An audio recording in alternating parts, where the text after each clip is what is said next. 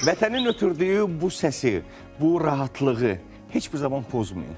Ətraf mühitimizi qoruyaq. Görün nə qədər vətənimiz gözəldir. Səsi ilə nə qədər rahat olduğunu və bizə nə qədər böyük rahatlıq gətirdiyini biz görürük. Və gəlin bu sakitliyi, bu rahatlığı heç bir zaman pozmayaq. Ətraf mühitimizi qoruyaq. Bu çağırışı da mütəmadi olaraq edirik biz və bugün də etdik. İndi isə gəlib çatırıq günə davama. Çünki növbəti və sonuncu qonağımızla çox maraqlı bir mövzu ətrafında danışacağıq. Sakinlərimiz, tamaşaçılarımız bizi diqqətlə izləsinlər.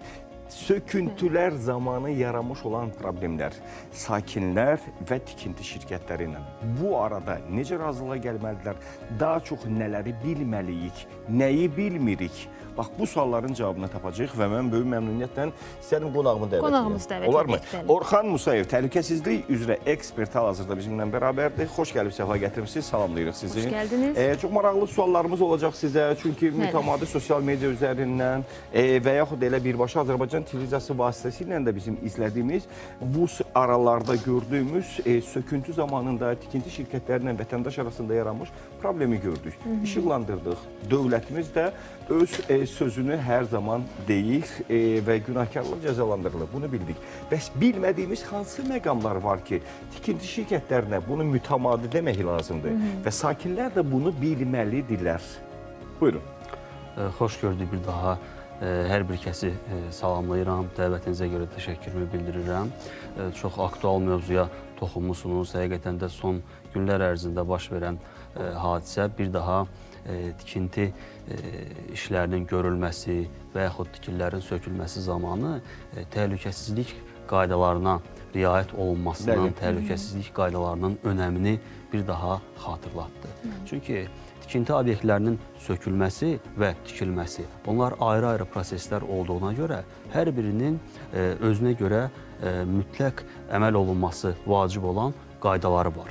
Tikinti obyektlərinin sökülməsi zamanı söküntü işlərinin icra olunması üçün mütləq müvafiq dövlət qurumları tərəfindən icazələr olunmalıdır. Yalnız bu icazə olunduqdan sonra artıq tikilinin sökülməsi işlərinin icrası ərəfəsində sökülmə planları hazırlanmalıdır. Vətəndaşa sənəd verilməlidir. Vətəndaş hazır olmalıdır ki, burada bu işlər görüləcək. İndi mən belə bir sual vermək istəyirəm. Aytacın da sualları var deyə Aytacı üzr istəyirəm ki, mən təcili bu sualı verim. Vətəndaşlar yaşadığı şəraitdə tikinti şirkətləri bəzən bunu hər birimiz görürük. Bunu dana bilmərik.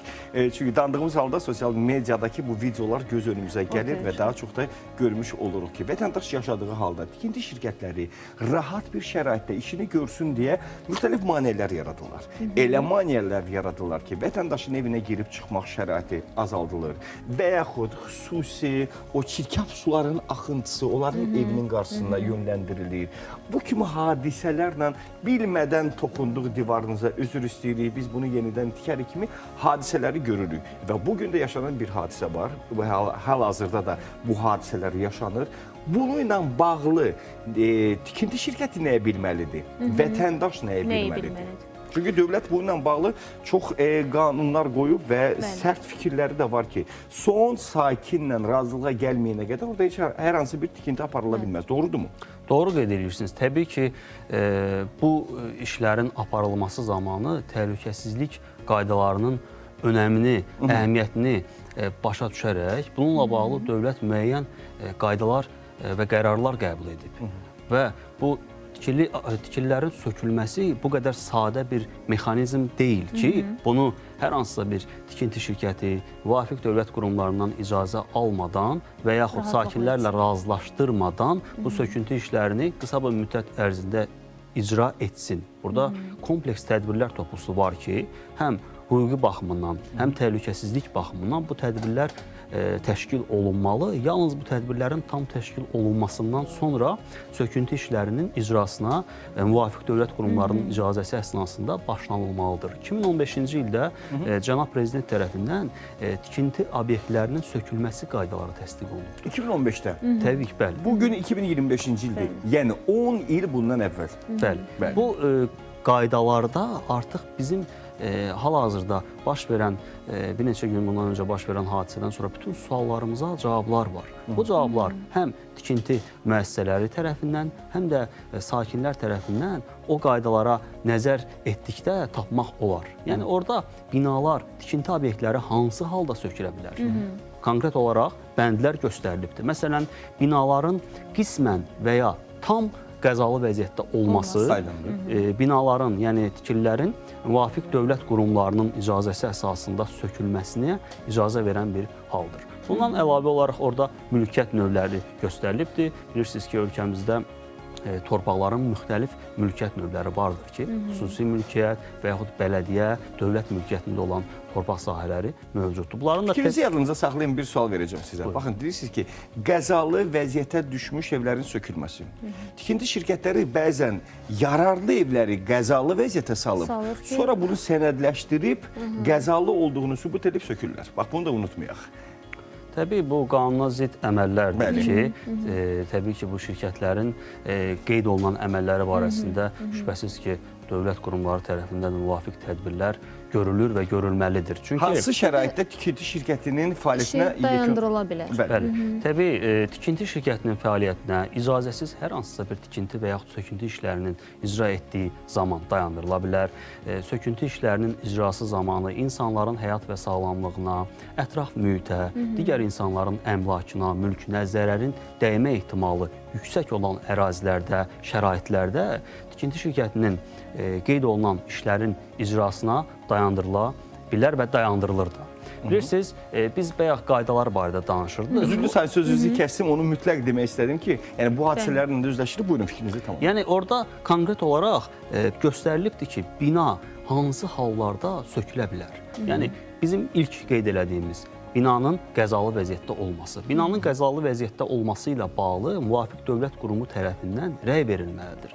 Digər dövlət qurumları tərəfindən də baxışlar keçirilməlidir. Yəni binanın vizual olaraq baxış keçirilib qəzalı olması ilə bağlı rəyin verilməsi mümkün olan bir şey deyil. Yəni binaya hər tərəfli baxış keçirilir, müəyyən sınaq işləri aparılır, tikinti müayinə işləri aparılır və binanın həqiqətən də qəzalı vəziyyətdə olması təsdiqləndikdən sonra bununla bağlı binanın qeyd elədiyimiz kimi tam və yaxud qismən qəzalı olması məsələsi var ki, bugün ölkəmizdə qismən qəzalı vəziyyətdə olan binaların sayı çoxdur. Və bu binaların sökülməsi də tərtib olunmuş plan əsasında, müəyyən reqlament əsasında illərə bölünərək icra olunur.